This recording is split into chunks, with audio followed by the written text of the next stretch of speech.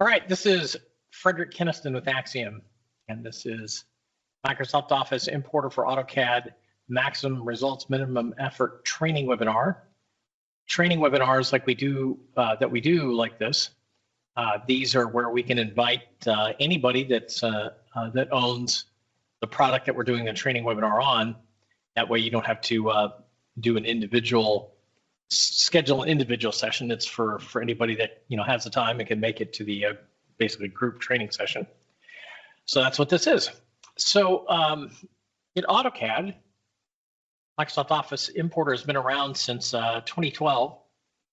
And as we, just to give you some background on the program before I get into the program proper training-wise, that functionality for it has been around since 1996, originally in MicroStation. And that functionality is to import Word and Excel files or portions of them into, at that time, MicroStation design files. And since then, like I said, 2012, we created an AutoCAD version. It gives you the ability to import Word and Excel files or portions of them into model space and also paper space layouts. And then a little over 7 years ago, we created a Revit version too. And so the program's been around almost a little bit more than 3 decades now, or 3.5, somewhere in there. And it's a very mature product, very easy to use, which I'll show you all that. And as we find things in the other platforms that are useful that might be useful in the other platforms, those things get pushed into the other platforms. So it's constantly being updated. And here's how it works. So when you install one or more Axiom products into AutoCAD and you open up AutoCAD and then open up a drawing file, you get this Axiom tab in your ribbon area. And these buttons in the upper left that I'm putting my cursor over are the program. The way it works is this. Notice it's got paste clipboard, paste file. Paste file is a new button I'll explain a little bit here. So I'll go out on the disk here. I'll start with Excel. I've got a sample Excel file that maybe some of you have seen, maybe not. You just highlight or select what you want, do a copy, go back to AutoCAD and click Paste Clipboard. That causes the program to analyze the information, turn it into AutoCAD objects, and then with a click of a mouse and I zoom in, there you see the paste. Now you'll also notice when I put my cursor over any portion of the paste, the entire paste highlights.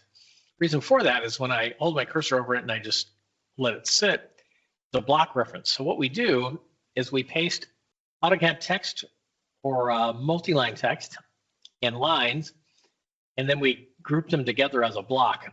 Now, part of the reason we do that is so that after you've got the data pasted in, you can grab the paste and then move it as a whole if you need to more precisely place it after you got it first pasted in. In addition, if you double click on the objects, you'll see in the enhanced attribute editor that what we do as far as the attributes for the block is that's where we keep the settings for the paste. So you notice created by and last updated by, these are the versions of the program. Version 16 is the, actually I'm not sure what that is. I know version here, 5.8b, 5.8b, that's what the program is. I'm not sure what that number is. I'll have to figure that out later. But then you see it's got Ole link, it has the sheet name, and then here's the path. In this case, since the file is in the same location as the drawing file, path is just the file name. And it's got other settings like the scale factor, the text, and things like that. Now, because this is AutoCAD objects, I could give this drawing file to anyone after I've got this data pasted in. And if I do not include the source file that the pasted data came from, or if the person doesn't have Microsoft Office Importer, or they just don't have access to the source file that the pasted data came from, none of that matters.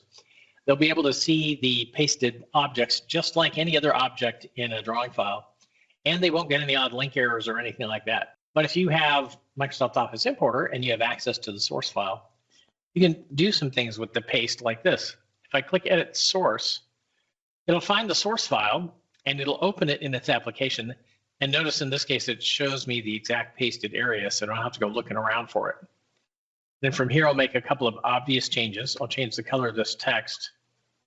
I'll change the detail of the cell in the upper left. Save the file. When I go back, I'll click this button, Manage Link, And on it, I'll click this update button, and based on the changes I made in the source file, it will update the paste accordingly. So that's the basic operation. You paste data with Microsoft Office Importer. It creates a link back to the source file, which you can then update the paste using that link through Microsoft Office Importer. The link itself is a dead link unless you have Microsoft Office Importer, by the way. The only way to utilize that link as far as updating the paste is to use Microsoft Office Importer. Now this dialog box called Manage Link, it gives you a number of other things. Notice at the top, it's got this selection box, and it's set to currently use file path to find source document. That is the option that will be used if you're pasting from a file that's stored on a local hard drive or a network drive. And this file, as a result, if that file name is changed or if that file is moved on disk, you can click the select button and you can navigate out and pick the file up again. It will reset the link to the file doing that. You'll also see when I click on this down arrow here, it says use internet URL to find the source document. So that is used when you're linked to a file that's stored in SharePoint or OneDrive. And I'll show you more about that a little later in the list of links dialog box, which I'll go over. Now, we have had requests to be able to link to files stored in like BIM 360 or Autodesk Docs or Autodesk Construction Cloud. And we're looking at doing that. It's just not implemented currently. And then you see here it says update automatically when drawing file opens. So the default for that with the AutoCAD and also the MicroStation version is this. When it opens up a drawing file, it sets it to update automatically, where if there's any Microsoft Office Importer paste in that drawing file and you have Microsoft Office Importer loaded, it will look at the source files connected to any of the pastes, and if it sees any updates need to be done, it just updates the paste without any intervention from you. And you can modify that behavior in the settings, which I'll go over in a little bit. And also, if you have a paste where you don't want that to be the case, you can just open up the Manage Link dialog box, turn this option off, and then click Apply, and then that particular paste will be set so it does not automatically update when the drawing file opens. Now below, you see it's got top left cell, bottom right cell. For some reason, that bottom right cell is off a little bit. So I'm gonna change this actually. Yeah, notice it says J23. So what I was gonna point out with those fields is this. So when I go back there, notice it says linked area. It used to just say Excel attributes, but with the last update, we changed that because we showed different things for if a file is a Word file that we're linked to or Excel file. So now it just says linked area, and then we'll display the appropriate data, whether it's Word or Excel. So for Excel, it shows you the range of cells that the paste is composed of from Excel, top left cell, bottom right cell. It also records the name of the worksheet that the data came from in the spreadsheet that you're linked to. Now you could use these two top fields in this area like this. Notice on the far right is my remarks column. If I edit my source file now and I insert a new column, for example, save that, when I go back, if I update the paste now, it's going to push this remarks column outside of the original pasted area like you just saw right there. So with these fields, you can adjust the scope of the paste on the fly, in this case to pick up information that was part of the paste initially. And altogether, you could use these fields to expand, contract, or even just move the scope of the paste if you needed to do anything like that at all. And also at the bottom, you see this paste settings button. This is something new. This is added with the last major version. I think was the first part of July, something like that. So when you click that, notice it gives you access to the settings for text borders and the scale factor for the text. Text is for fonts and properties of the text also. Now the reason we set that is this. It used to be that after you did a paste, if you wanted to change any of those settings that I just showed you, which I'll go back there and show you, text settings, border settings, scale factor of the text, including height padding, width padding, which it controls the blank area around text in cells, whether it's Word table cells or Excel cells, and it also controls the distance between a letter, number, or bullet and its associated text. So it used to be if you wanted to change any of these, you'd have to undo your paste and then redo the paste, these settings set the way you want. But now we give you, with this paste settings button, after you've got a paste that exists there, you can go and tweak those settings directly if you need to. All right, that's the basics of pasting with Excel. I'm going to adjust my view here. And now I'm going to do a paste from Word. I have a Word sample file here, which some of you may or may not have seen before. And I'm going to grab this upper section where it says starts with description, because this section has a bunch of different formatting in it that we use to demonstrate how closely we can reproduce the formatting that you'd find in Word or Excel. In this case, Word. So notice it has superscript, subscript, text, different fonts, bold, italic, underlined text, numbered paragraphs, bulleted paragraphs, and also some table information. So we'll copy that, and we'll go back and we'll paste that.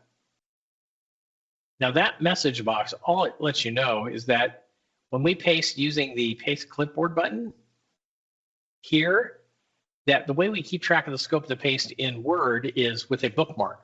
So that was a new addition, is it just lets you know that when you're pasting from Word like that, that's how we keep track of the scope of the bookmark. It automatically writes a bookmark to the Word file and then saves the file so that later you can use the manage link dialog box or edit source, and you can go back to that exact pasted area. Now, as I scroll down through this, you'll see it's got the bold, italic, underlined text, different fonts, the numbered paragraphs, bulleted paragraphs, and also the table information as I get down here a little lower. There you go, and this is linked back to the source file, just like I showed you the Excel file is. So if you do an update on the pasted area, you can update the paste accordingly. All right, and that's the basics of Excel and Word. Now I'm going to go into the settings. I'm going to show you a major feature of the program, which is under pasting. Notice at the top it has this option where it says split paste into columns. When I turn that on, that gives me access to this first and these other options, but I'm going to go with the first one here, which is repeat Excel header of so many rows over the top of every column that's split off. Now this just says one row, and this is just the first number of rows in the file, by the way. So I'll go back to Excel, and I'll look, and it shows me I have 5 rows of what could be called header information. So I go back, I'll change this to 5. Okay. Now I'm going to grab all of that Excel file. This is about 4 pages, 8.5 by 11 sheets of data. And now I'm going to paste it, and I'm going to split this paste into columns, as you'll see. So click once in the upper left, pull down to the right, and it gives me a representation of where the columns are going to fall. And you'll see at the top of each column representation, it gives me a representation of where the header data is going to fall as well. If I move my cursor up and down, up or down, it adjusts the heights of the columns. If I move it left or right, it adjusts the space between the columns. Then with a second mouse click, notice how they laid out. You can see, as I zoom in, that it did copy the header information over top of every column that's split off. And the columns are individually selectable too. So if I needed to, so I can grab a column and more precisely place it if I need to. And when I do that, it'll leave the columns where I last placed them. In other words, if I go back and I update the paste based on changes made in the source file, it'll leave the columns where I last placed them. In other words, it won't shift them back to where they were first pasted. Now, another thing that this does is if in this scenario, I go out to my Excel file and I add a bunch of rows to it, and then I update the paste, if it sees that this last column is no longer, is going to be taller actually than the columns before it when I do an update on the paste, then it will automatically, if it needs to, split off a new column to the right. Now, when it does that, the spacing between that last column and the next column it creates might be different, so you may have to move it a little bit. But that's what it does. It automatically branches off a new column if it needs to based on adding more data, in this case rows, to this spreadsheet. It'll also do the opposite. So if I delete a bunch of rows and on updating, it sees that this last column is no longer needed, then it will automatically, when you do an update, remove that column if it sees that it's no longer needed. All right, so that's the basics of pasting Excel. where you're splitting it into columns. Now I'm going to go to the bottom of this drawing area a little bit. Just move my cursor around and move the drawing around a little bit. And now I'm going to draw a line. Just use this as a reference point here.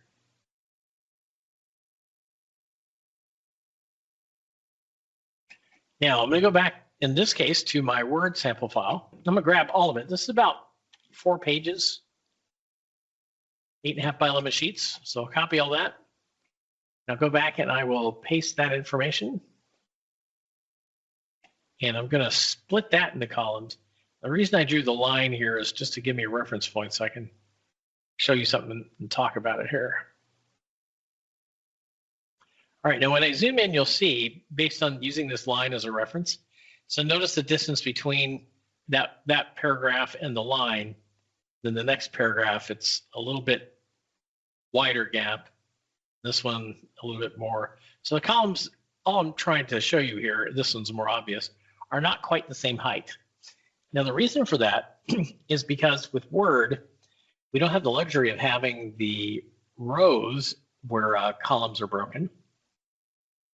And we have to kind of decide where to break the columns based on how the paragraphs are set up in Word.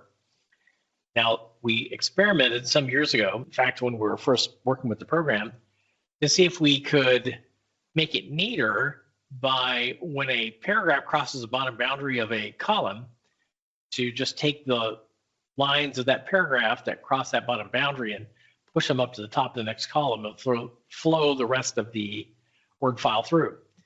Well, in testing that, didn't quite work the way we wanted, because when it comes to lettered, numbered, and bulleted, well, actually lettered and numbered paragraphs in particular, if this paragraph that I got my cursor over right now was one of the lettered or numbered paragraphs, and we split that paragraph, then any of these following items in that sequence, whether it's lettered or numbered, would start in the next column, would restart at 1 or at letter A. So obviously that could cause a problem, because you'd see 1, 2, 3, and then the next column where part of that third paragraph is pushed to the top, and you had other paragraphs in that same sequence following. Instead of being 4, 5, 6, they would start again at 1, 2, 3. So obviously we couldn't do that. And the reason we can't do that is it's just because of how Word keeps track of the sequencing of paragraphs. As long as the paragraphs stay intact, then the sequencing will stay intact. But as soon as you split one of the paragraphs, Word kind of loses its way, and then when it sees the next paragraph or the number, it goes, oh, this must be 1. So that's why you might see columns that end up not being quite the same height. Now, if you want to make that look better, there's a couple ways you can do that. One is you can go to your source file, and you can do things like add a null paragraph. And if I go to the Home tab, paragraph group here, turn on the hide or show formatting options. So that's a null paragraph. It's just a paragraph symbol with nothing next to it. So that'll add a little bit of space, or that's one way you can do that. Or you can do this way. You can right click over the paragraph, go to paragraph, and then click here for spacing before and spacing after the paragraph that you're in, and notice how that changes that space. Then you would save the file, go back, and then click Manage Link, and then update that paste. And then based on the additional space that you added or took away, depending on how it lays out, then you'll see after it updates if that's better or not. And you can tweak it more if you need to. Now, one thing I also wanted to point out by going into this Manage Link dialog box is the linked area, as you see now, is different from what it said for Excel. So now here for the bookmark, it shows Olay Link. So that means if you see Olay Link anywhere related to Microsoft Office Importer, that lets you know that it's a Word paste that you're dealing with. And this would be the name of the bookmark in that Word file that deals with this particular paste. Now we added, this is a good point to mention this now too, the paste file button. Now this is specifically for Word, and what this does is instead of having to open the file, select it, copy it, and then come back and click Paste Clipboard, all you have to do is you click Paste File, and you go out and you grab your sample, or your Word file, I should say, click Open, and it initiates a paste for that entire file. And I could split it into columns if I wanted, or not, as the case may be. So it saves you some mouse clicks, and it's a bit more efficient that way. And when you do that, if I go back to Manage Link now for that particular paste, notice there's no bookmark here. The reason being is because we pasted the entire file, so we didn't have to add a bookmark to the file to keep track of the scope of the paste, because we know it's all of the file. And if you make the file shorter or longer by adding or removing data, and you update the paste, then it will know, because it's the whole file, how exactly it needs to operate to update that paste. So that's the ins and outs of pasting Word and Excel as far as splitting it into columns. So now I've gone over the first 4 buttons here. I'm going to go into this one, which is List of Links.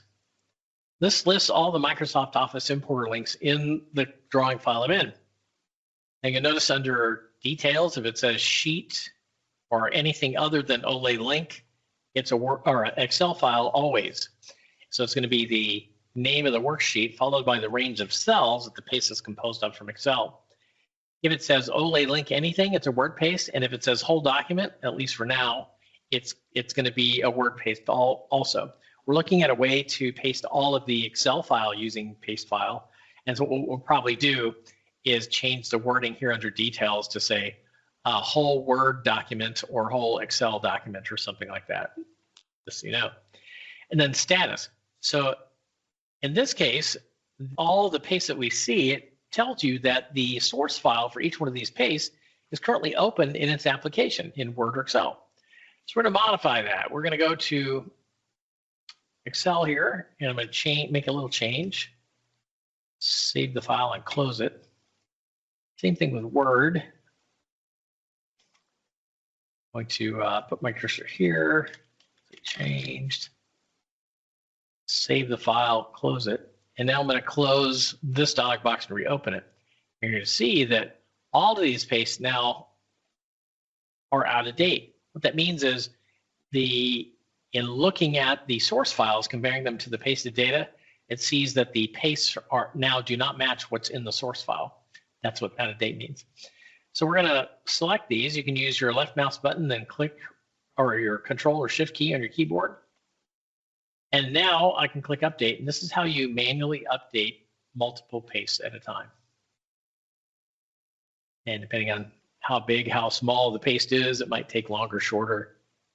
If you're pasting the entire file or have a bunch of columns, paste split into columns, that sort of thing. So there you go. Now, another thing about this dialog box, if you double click on the line, it will fit the paste in the view, so you don't have to go looking around for it. Zoom Extents button at the bottom does the same thing. Layout, if the paste is in model space, it'll tell you that. If it's in a paper space layout, it'll give you the exact name of that layout. Display info border, that draws a border around the pasted area, as you see there. And in the top left corner, it draws a little block that contains link information. Gives you, in this case, the name of the source file that the pasted data came from, whether the link type is set to automatic or manually update, in this case automatic, that is the default. And it tells you the last date and time that this paste was updated. Now the information you see in this text and then these lines around and block around that data, that sort of thing, this is display only, so it doesn't write this data to the drawing file at all. And there's basically what becomes a personal preference setting on how you want that to look when you click the display info border button, which I'll show you later. Manage button down here, you can open up the Manage Link dialog box by clicking this button here. You can edit the source file from here by selecting the one you want to edit. Click Edit Source, and it'll do so. Open Location. If the file is stored on a local or network drive, it'll open File Explorer into that location, so you can look around there if you need to. And if the file is stored in SharePoint or OneDrive, as long as you have the credentials for the file stored in that location, it'll open that in your browser as well. Check status, I'll get back to update you just saw delete, I'm going to do that to clean things up here. And now I'm going to show you how you would link to a file that's stored in SharePoint or OneDrive, as far as a Word or Excel file stored there, and paste it into AutoCAD. So I'm going to go out to my browser here, and I'm going to open up a SharePoint test site. I'm the director of certification, so I have a number of different testing platforms that I use. This happens to be one of them. And I'm going to open up my AutoCAD concrete summary spreadsheet. If you do this on your own, you click it, without doing any setup, it's going to automatically try to open that file in the web-based application for the file.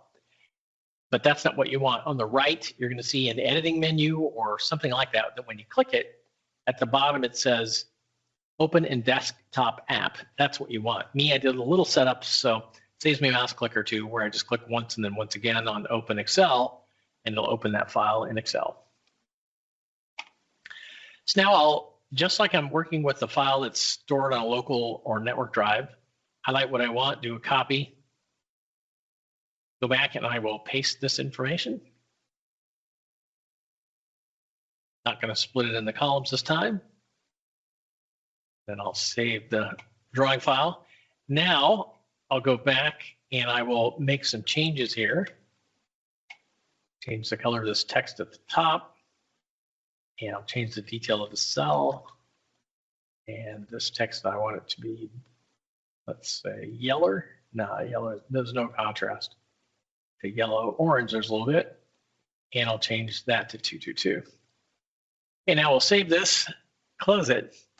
Now, when I go back to AutoCAD and go back to the list of links, you're going to see it's going to look a little different.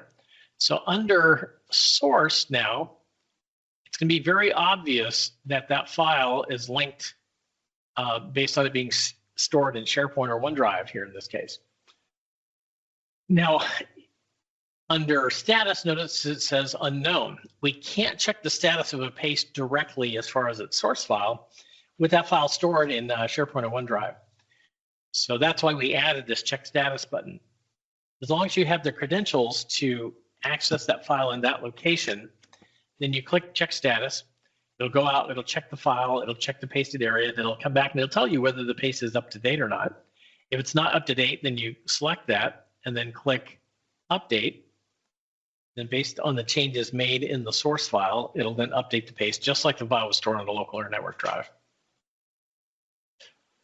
All right, so that's the list of links. Now, that handles the major functionality of the program proper. I'm going to go to the settings and wrap this up here. By the way, there is a Q&A area. If you have any questions, you can post a question there, and I will answer them, by the way.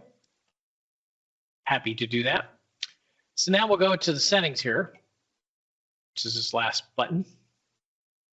And I'm going to point out at the top of it, in the title bar, it gives you Microsoft Office Importer settings and a little dash, and it gives you the relative path to and then the name of the currently loaded settings file.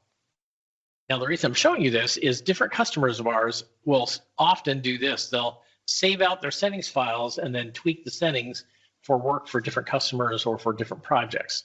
The way they do that is they'll go File, Save Settings As. I'll give it a name. We'll just call this Project 0005B. Press Enter. And then I'll go File. Oh, notice it then updated the name here. And I can change the settings the way I want for that particular project, or if it was a customer name for that customer.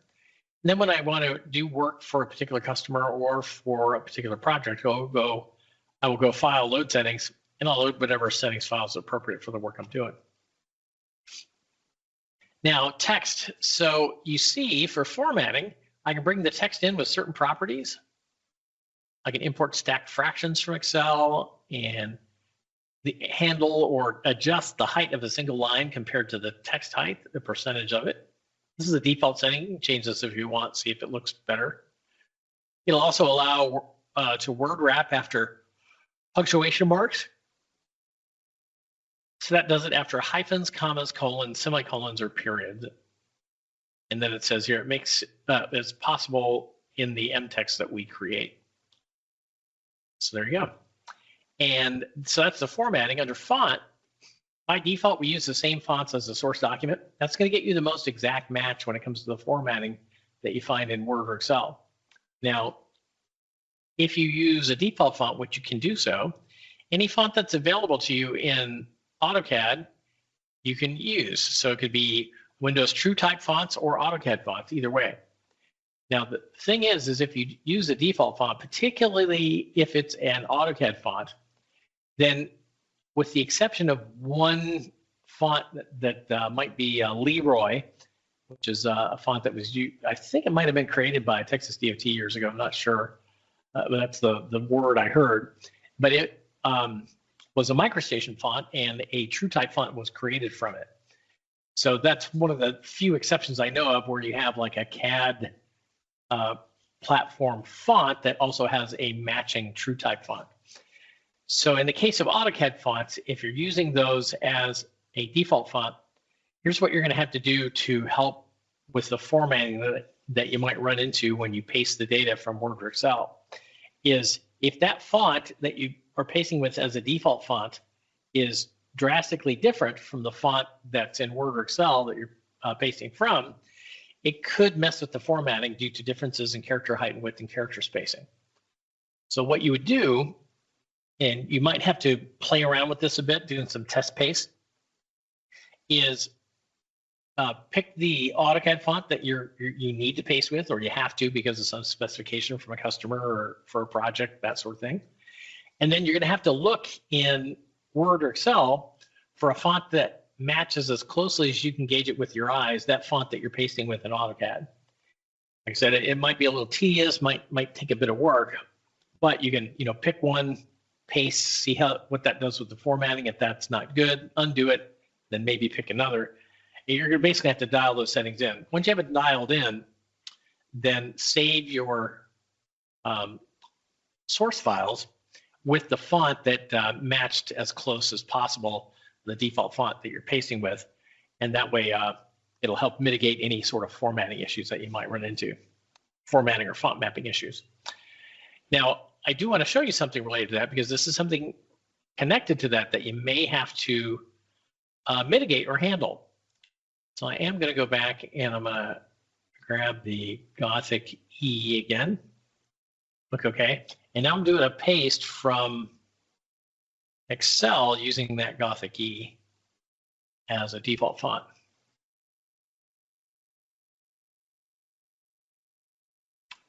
And what I'm going to do is I'm going to take the columns and I'm going to adjust them so that they're as tight on the text as I can make them. By double clicking on the separator, it'll just make the column wide enough to be able to show the text that's in that column. And save the file. Now I'm going to grab this section, copy it, and let me move to a cleaner area here. Zoom in a touch, and I'm going to click paste. And I'm not going to split that into columns. I'm going to click, and when I zoom in, notice what you see there. So because of the differences in the font, I'm using, I think it's Arial and Arial in Excel, and the font that I'm pasting with as the default font, the Gothic E AutoCAD font, evidently those fonts are very different as far as character height and width, character spacing, that sort of thing. So you end up with text that is going to overwrite border lines, and depending on what else is going on, it might even cut off some of the text. So this is what we call a font mapping issue. Now there's a couple of different ways that you can handle it, one of which I already mentioned actually, which is to pick a font in Word or Excel that matches as closely as you can gauge it with your eyes, the font that you're pasting with in AutoCAD. That's way one. And the ways I'm going to give you, by the way, are not mutually exclusive. You can use these in combination with each other. The next is you can go to Excel, and based on what you saw in the paste, you can adjust the border lines for the columns and also the rows if you needed to. Save the file. Now, after you do that, you go back, and if you click the Manage Link button and click, and then click Update, it's going to recognize that a change was made to the document. And notice now, at least in some of these cases, I can read the text a little better. Now, depending on how bad the font mapping issue is, adjusting what like I just did could get a little tedious. You kind of have to, adjust, update the paste, adjust, update the paste until you get it all dialed in. Now, again, these are not mutually exclusive ways. You can use a combination of these. Now, the last one is in the settings. And when I go to settings under pasting, or actually scale, I haven't gotten into scale yet, but the settings I'm interested in are the height padding and width padding.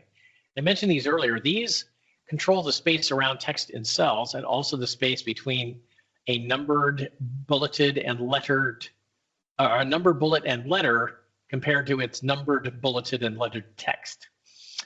Now, I'm going to do another paste, but this time I'm going to adjust this height padding and width padding, and I'm going to do this from memory as best I can. I haven't done this in a while, but I had to dial in these settings, and you may, depending on what you're running into like this, may have to dial these settings in too.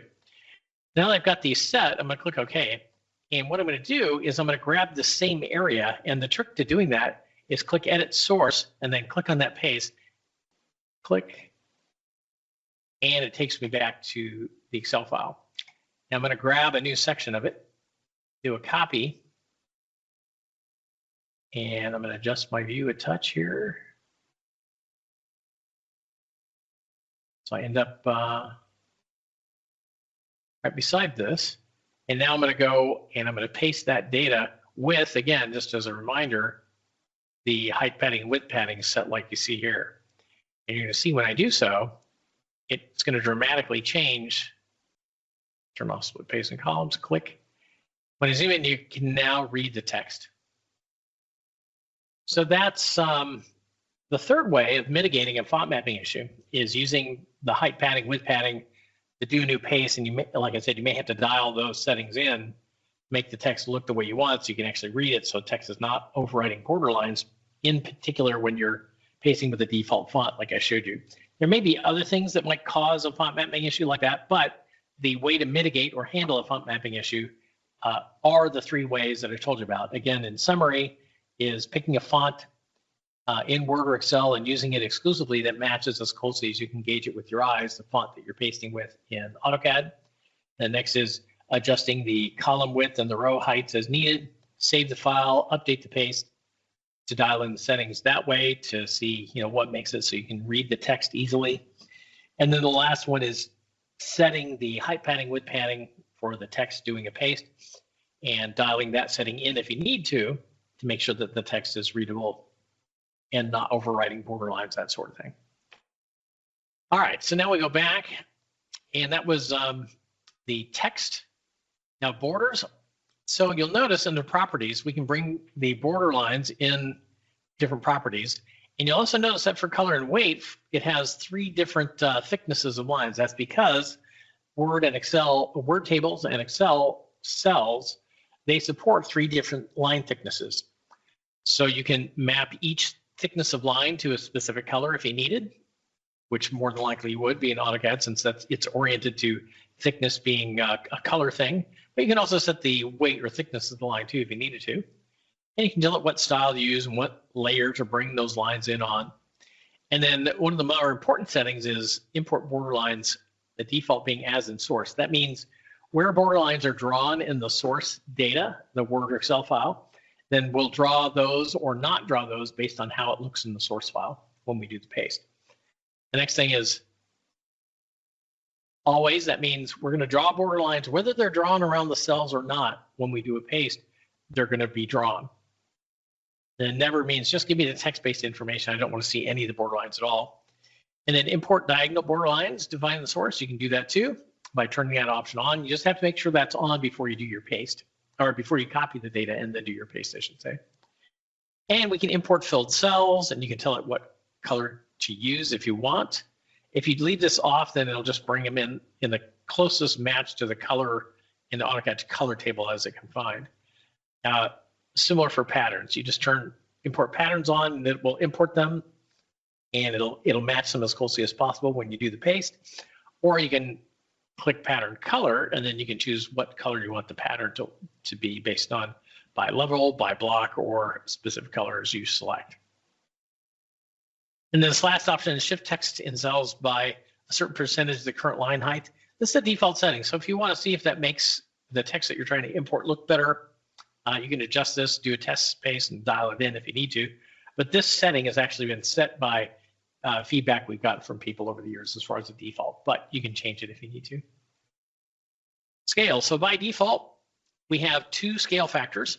This 1 and 1 that you see in height and width, these are a ratio. And when I click calculate, this will make more sense. So what you do is you tell it the prominent point size of the text in Word or Excel. In other words, if the greatest portion of the document is 10 points or 12 points, you put that number there, and then it will, in relationship to that measurement, it'll scale other text up or down depending on its point size being bigger or smaller compared to the prominent text. And then you put in the height in drawing units that you need that prominent text to paste at, and also in height and width. So after you enter that data, it'll automatically calculate the ratio necessary to bring that text in at that height and width that you have set. Now, you can also, I'm going to change these back here to the default settings. You can also add scale factors. So if I click add, let's say sometimes you have documents where 12 point is the prominent text size. So you go 12 point, click calculate, you'll put 12 here.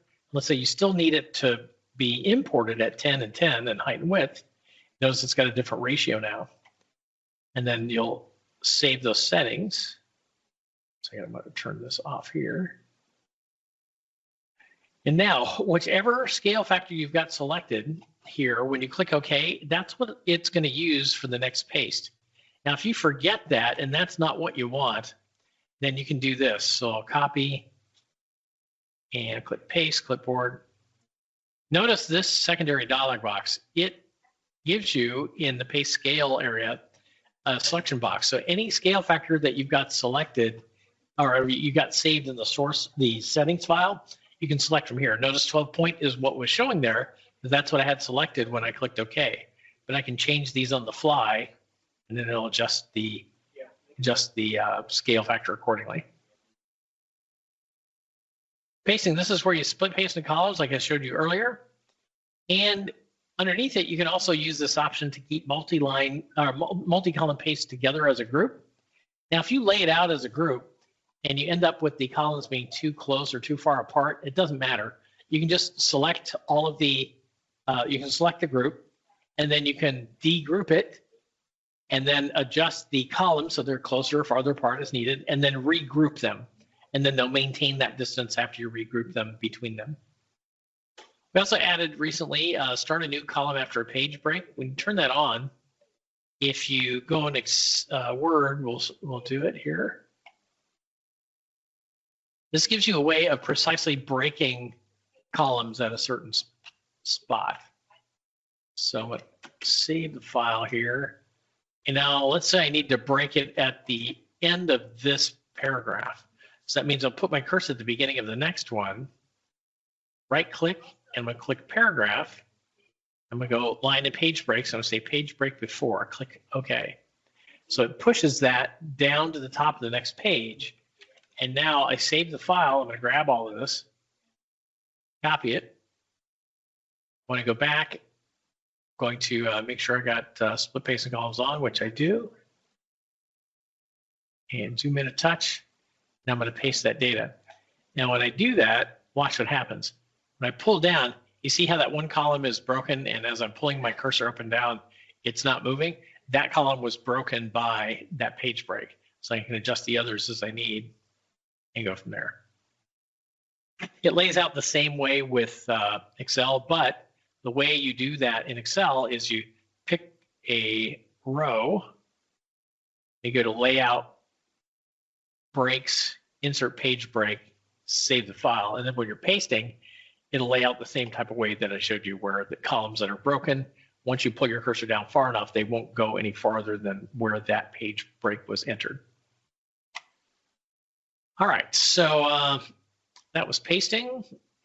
Allow columns to overlap. That was actually added to accommodate a couple clients that had some of their columns, like at the beginning of a spreadsheet, filled in with data, but then they had other columns that beyond those that were not. And what they wanted to do is, even though they had border lines for those columns, they wanted to lay out the columns in such a way that it looked like one big paste. In other words, that it wasn't split into columns.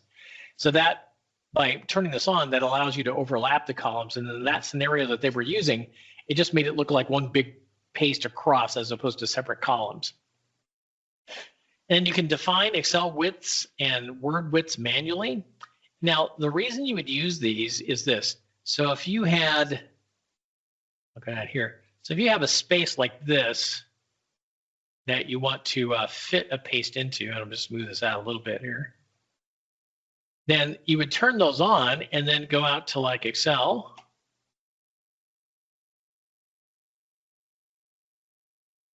Grab a swatch of it, copy.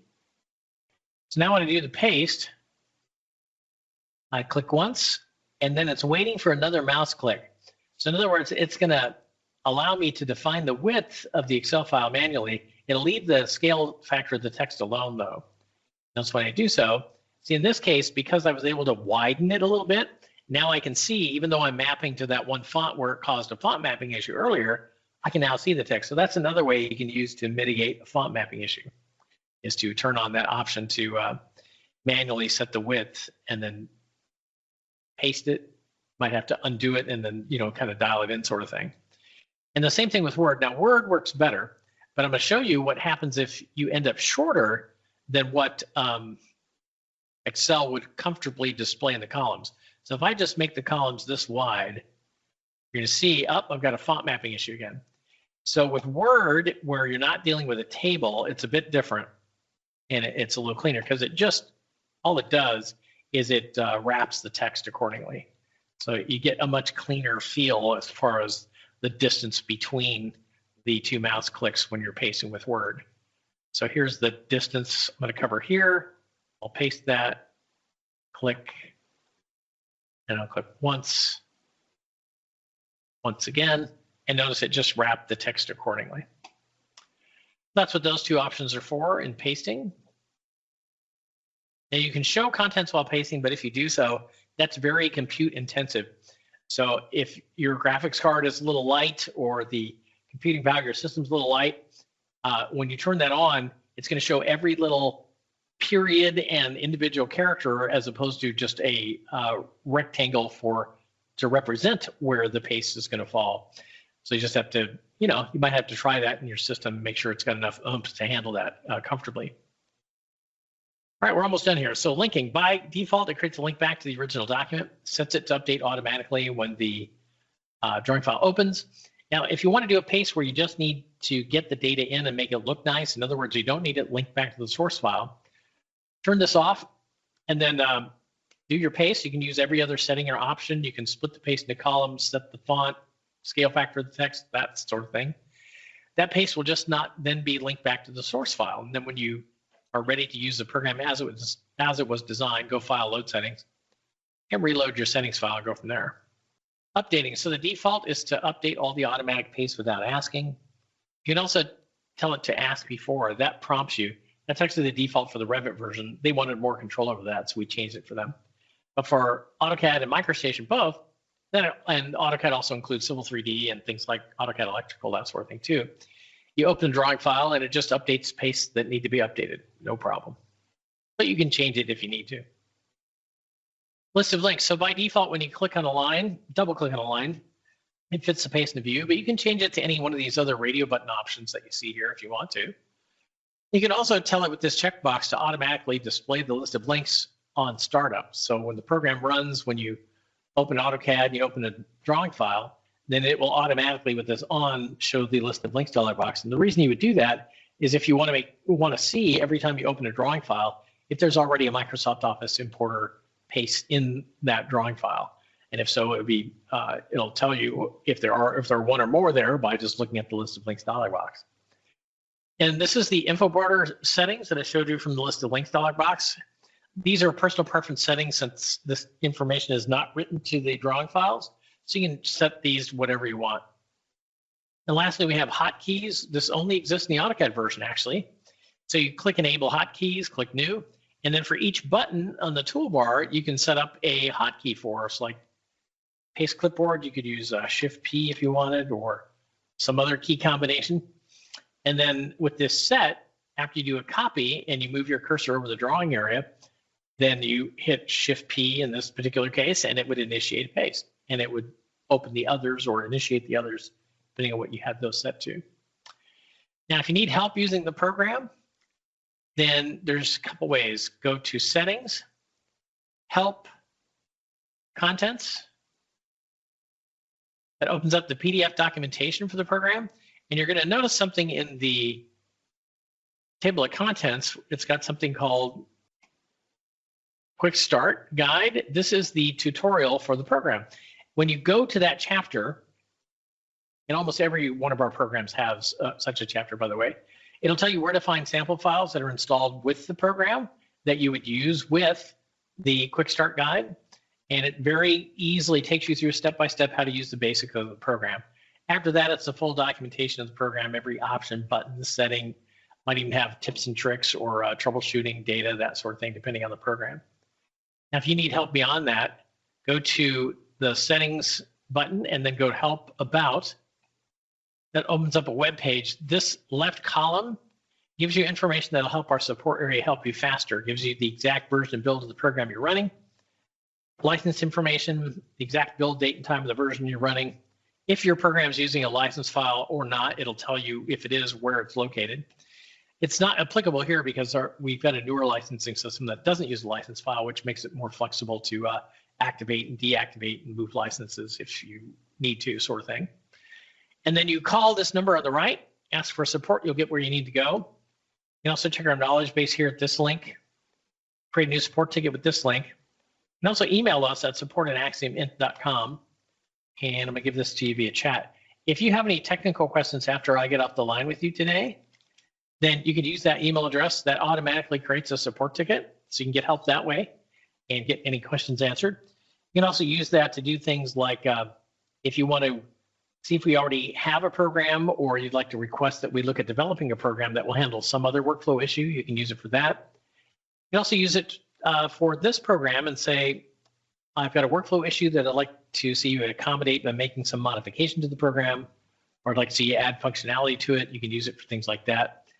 And we do custom programming in AutoCAD, Civil 3D, MicroStation, Revit, and information technology area. We also do custom programming there, mainly in the areas of data migration and bulk editing, many different file types, upwards of millions of files at a time. So if you have something that you want to see if we can help you with that way, give us a call. We'll set up a consultation or send an email to that email address, and we will talk with you and see if we can help you. So that's all I have for you. Thank you all very much for attending. This video will be made available after a while. It takes some processing time, but I appreciate you attending and hope this was beneficial to you. And thank you very much for your time.